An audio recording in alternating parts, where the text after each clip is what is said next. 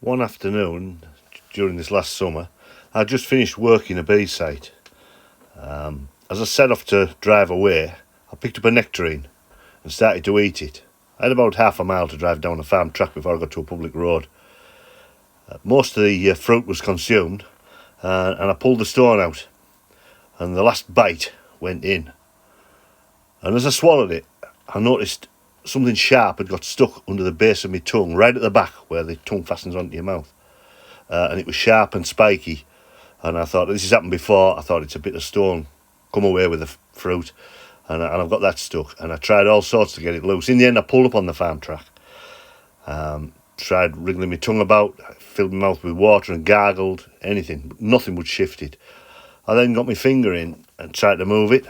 And eventually I sort of gagged. And that did finally loosen this bit of stone. This was perhaps 3 or 4 minutes after it first got lodged. And I felt the spikiness of it. And as it came on my tongue again, all these sharp spikes.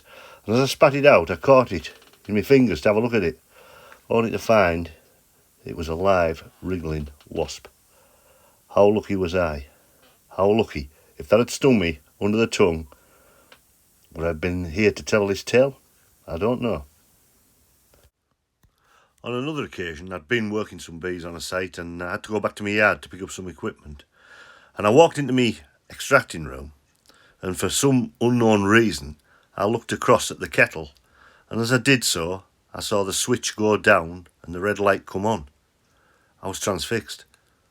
I didn't know what to do at first, and eventually I came to my senses, went across, picked the kettle off the stand, flicked the switch off, opened it up, no water in it, the heat coming out of the kettle top was quite intense, turned the cold water tap on and ran cold water into it, a lot of hissing, a lot of steam, just completely baffled.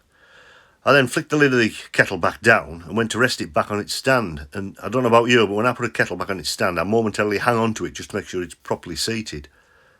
And as I did so, I felt the vibration through the handle as the switch went down and the light came on and the kettle turned itself on yet again. I switched the kettle off, I disconnected it from the mains and left the building.